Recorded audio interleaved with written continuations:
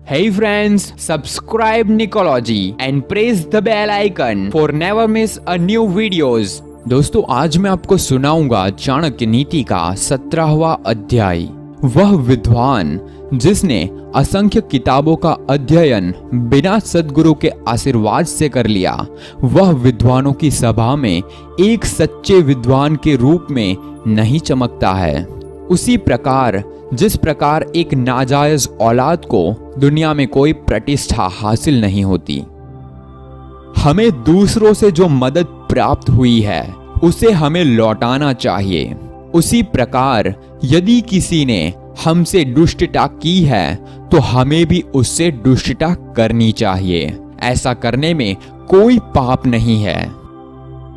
वह चीज जो दूर से दिखाई देती है, जो असंभव दिखाई देती है, जो हमारी पहुंच से बाहर दिखाई देती है, वह भी आसानी से हासिल हो सकती है यदि हम तप करते हैं, क्योंकि तप से ऊपर कुछ नहीं है। लोभ से बड़ा दुर्गुण क्या हो सकता है, पर निंदा से बड़ा पाप क्या है। जो सत्य में प्रस्थापित है उसे तप करने की क्या जरूरत है। जिसका हृदय शुद्ध है उसे तीर्थ यात्रा की क्या जरूरत है। यदि स्वभाव अच्छा है तो और किसी गुण की जरूरत है। यदि कीर्ति है तो अलंकार की क्या जरूरत है। यदि व्यवहार ज्ञान है तो दौलत की क्या जरूरत है। और यदि अपमान हुआ है तो मृत्यु से भयंकर नहीं है क्या। समुद्र ही सभी रत्नों का भंडार है। वह शंख का पिता है। देवी लक्ष्मी शंख की बहन है, लेकिन दर दर पर भीख मांगने वाले हाथों में शंख लेकर घूमते हैं। इससे यह बात सिद्ध होती है कि उसी को मिलेगा जिसने पहले दिया। जब आदमी में शक्ति नहीं रह जाती, वह साधु हो जाता है। जिसके पास दौलत नहीं होती, वह ब्रह्मचारी बन जाता है। रुग्ण भगवान का भक्त हो जाता है। जब औरत बूढ़ी हो जाती है तो पति के प्रति समर्पित हो जाती है। सांप के डंस में विष होता है, कीड़े के मुंह में विष होता है, बिच्छू के डंक में विष होता है, लेकिन दुष्ट व्यक्ति तो पूर्ण रूप से विष से भरा होता है।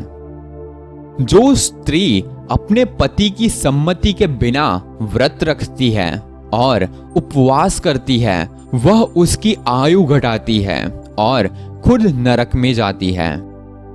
स्त्री दान देकर, उपवास रखकर और पवित्र जल का पान करके पावन नहीं हो सकती।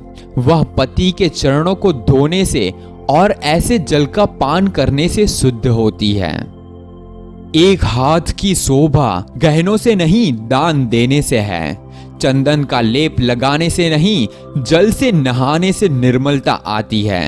एक व्यक्ति भोजन खिलाने से नहीं, सम्मान देने से संतुष्ट होता है। मुक्ति खुद को सजाने से नहीं होती, आध्यात्मिक ज्ञान को जगाने से होती है।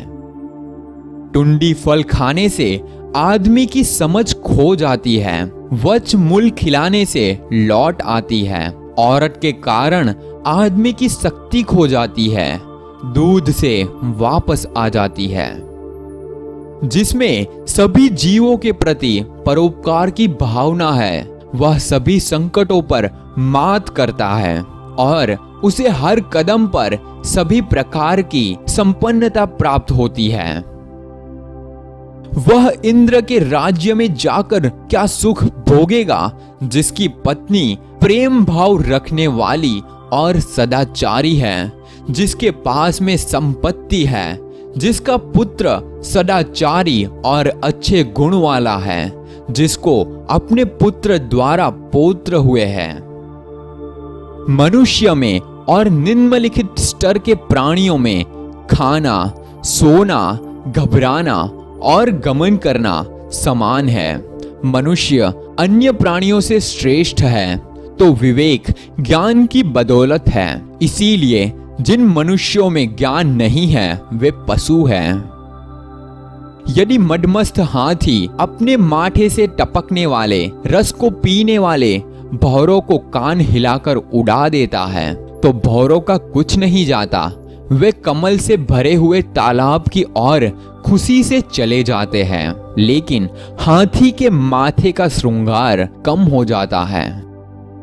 ये आठों कभी दूसरों का दुख नहीं समझ सकते। राजा, वैश्या, यमराज, अग्नि, चोर, छोटा बच्चा, भिखारी और कर वसूल करने वाला। हे महिला, तुम नीचे झुककर क्या देख रही हो? क्या तुम्हारा कुछ जमीन पर गिर गया है? हे मूर्ख, मेरे तारुप्य का मोती न जाने कहां फिसल गया है। हे केतकी पुष्प, तुम में तो कीड़े रहते हैं, तुमसे तो ऐसा कोई फल भी नहीं बनता जो खाया जाए। तुम्हारे पत्ते कांटों से ढके हैं, तुम टेढ़े होकर बढ़ते हो, कीचड़ में खिलते हो, कोई तुम्हें आसानी से पा नहीं सकता। लेकिन तुम्हारी अतुलनीय खुशबू के कारण दूसरे पुष्पों की तरह सभी को प्रिय हो। इसीलिए एक ही अच्छाई अनेक बुराइयों पर भारी पड़ती है।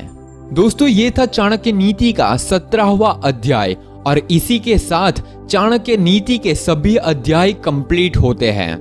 अगर आपने अभी तक चाणक्य नीति के 17 अध्याय नहीं सुने तो मैंने डिस्क्रिप्शन में लिंक दिया हुआ है, वहां जाकर आप चाणक्य नीति के सभी अध्याय को सुन सकते हैं। मैं आशा करता हूं आपको यह अध्याय काफी पसंद आया होगा। अगर आपको यह अध्याय पसंद आया तो इसे लाइक और डिसलाइक जरूर कीजिए और अपने दोस्तों के साथ शेयर करना ना भूलें। और इस अध्याय से आपने क्या सीखा ये हमें कमेंट में जरूर बताइए। और इस चैनल को सब्सक्राइब करना ना भूलें, क्योंकि मैं ऐसे ही मोटिवेशनल और इंस्पिरेशनल वीडियोस आपके साथ शेयर करता रहूंगा। मैं हूं नीरज पटेल और मिलता हूं आपसे अगली वीडियो में। तब तक के लिए stay inspired and stay fearless.